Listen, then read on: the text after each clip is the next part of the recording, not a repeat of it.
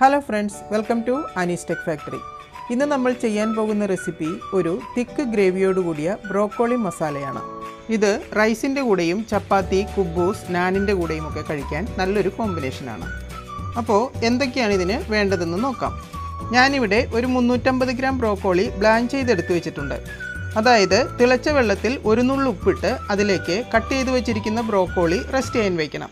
അതിനുശേഷം സ്റ്റെയിൻ ചെയ്തെടുക്കുക. ഏതെങ്കിലും തരത്തിലുള്ള വണ്ടോ പ്രാണിയോ ഇതിലുണ്ടെങ്കിൽ പോകുന്നതിനാണ് ഇങ്ങനെ ചെയ്യുന്നത്. ഒരു മീഡിയം സൈസ് സവാള സ്ക്വയർ ആയിട്ട് കട്ട് ചെയ്തെടുത്തത്, അതുപോലെ തന്നെ ഒരു മീഡിയം സൈസ് തക്കാളി മിക്സിയിൽ നന്നായി അരച്ചെടുത്തത്. ഇനി ഗ്രേവിക്ക് വേണ്ടിയുള്ള മസാലകളൊന്ന് അരച്ചെടുക്കണം. അതിനായിട്ട് ഒരു മിക്സി ജാറിലേക്ക് 1.5 ടീസ്പൂൺ മല്ലിപ്പൊടി, 1 ടീസ്പൂൺ കാശ്മീരി മുളക് പൊടി, എരിവ് കൂടുതൽ വേണമെന്നുള്ളവർക്ക് സാധാരണ മുളക് പൊടി ചേർക്കാം, 1/2 ടീസ്പൂൺ പെപ്പർ, പിന്നെ 1/4 ടീസ്പൂൺ ജീരകം. ഇതെല്ലാം കൂടി നന്നായിട്ടൊന്ന് പൗഡറാക്കി എടുക്കണം. ഇപ്പോൾ മസാലകളെല്ലാം നന്നായി പൊടിച്ചെടുത്തിട്ടുണ്ട്. ഇതിലേക്ക് ടൊമാറ്റോ പ്യൂരി കൂടി ചേർത്ത് നന്നായിട്ട് ഒന്നുകൂടി അരച്ചെടുക്കാം. ഇനി നമുക്ക് കുക്കിംഗ് ആരംഭിക്കാം. ഒരു കടായി വെച്ച് ചൂടായിട്ടുണ്ട്. ഇതിലേക്ക് 2 ടേബിൾ സ്പൂൺ ഓയിൽ ഒഴിച്ചു കൊടുക്കാം.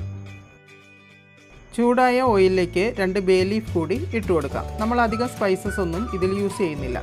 ഇനി ഇതിലേക്ക് കട്ട് ചെയ്ത് വെച്ചിരിക്കുന്ന സവാള കൂടി ചേർത്ത് ജസ്റ്റ് ഒന്ന് വഴറ്റിയെടുക്കണം.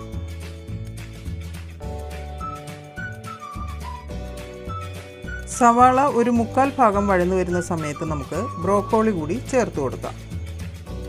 വളരെ ഹെൽത്തി ആയിട്ടുള്ളൊരു വെജിറ്റബിളാണ് ബ്രോക്കോളി. ഇതിൽ നിറയെ ആൻറ്റി ഓക്സിഡൻസ് അടങ്ങിയിട്ടുള്ളതിനാൽ ക്യാൻസറിനെ പ്രിവെൻറ്റ് ചെയ്യുന്നതിനുള്ളൊരു കപ്പാസിറ്റി കൂടി ഈ വെജിറ്റബിളിനുണ്ട്. അതുകൊണ്ട് തന്നെ ബ്രോക്കോളി നമ്മുടെ ഭക്ഷണത്തിൽ ഉൾപ്പെടുത്തുന്നത് വളരെ നല്ലതാണ്. ഇതിലേക്ക് ആവശ്യത്തിനുള്ള 1/2 ടീസ്പൂൺ ഉപ്പ് കൂടി ചേർത്ത് 2 മിനിറ്റ് ഒന്ന് വഴറ്റിയെടുക്കാം. പെട്ടെന്ന് തന്നെ ഇത് കുക്കായി കിട്ടും. ബ്രോക്കോളിയും സവാളയും നല്ലതുപോലെ വഴന്നു വന്നിട്ടുണ്ട്. ഇനി ഇതിലേക്ക് നമ്മൾ അരച്ചു വെച്ചിരിക്കുന്ന ഗ്രേവിക്ക് വേണ്ടിയുള്ള മസാല കൂടി ചേർത്ത് കൊടുക്കാം. മസാല നന്നായി യോജിപ്പിച്ചെടുത്ത ശേഷം പച്ചമണം പോകുന്നതുവരെ ഒന്ന് വഴറ്റിയെടുക്കണം. ഇപ്പോൾ ഇതിൻ്റെ പച്ചമണമൊക്കെ മാറിയിട്ടുണ്ട്. ഇനി ഇതിലേക്ക് ഗ്രേവിക്ക് ആവശ്യമായ 1/2 കപ്പ് വെള്ളം കൂടി ചേർത്ത് നന്നായിട്ടൊന്ന് യോജിപ്പിച്ചെടുക്കണം. ഇനി ഇതൊന്ന് മൂടി വെച്ച് 1 മിനിറ്റ് തിളയ്ക്കാൻ വേണ്ടിയിട്ട് നമുക്ക് വെയിറ്റ് ചെയ്യാം. 1 മിനിറ്റ് ആയിട്ടുണ്ട്. ഇത് നമുക്കൊന്ന് തുറന്നു നോക്കാം. ഗ്രേവി നല്ല കുറുകി തിക്കായി വന്നിട്ടുണ്ട്. ഈ സമയം നമുക്ക് ഒരു 1/4 ടീസ്പൂൺ ഗരം മസാല കൂടി ചേർത്ത് കൊടുക്കാം. കുറച്ച് മല്ലിയില കൂടി ചേർത്ത് കൊടുക്കാം.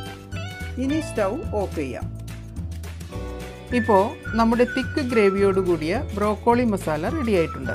ഇതിന് വളരെ നല്ല ടേസ്റ്റാണ്. നമുക്കിതൊരു സെർവിങ് ബൗളിലേക്ക് മാറ്റാം. മുകളിൽ അല്പം ഫ്രഷ് ക്രീം കൂടി സ്പ്രെഡ് ചെയ്ത് നമുക്ക് സെർവ് ചെയ്യാം. അപ്പോൾ വീഡിയോ എല്ലാവർക്കും ഇഷ്ടമായെന്ന് കരുതുന്നു. എല്ലാവരും ഇതൊന്ന് ട്രൈ ചെയ്ത് നോക്കണം. Okay, until then see you in the next video.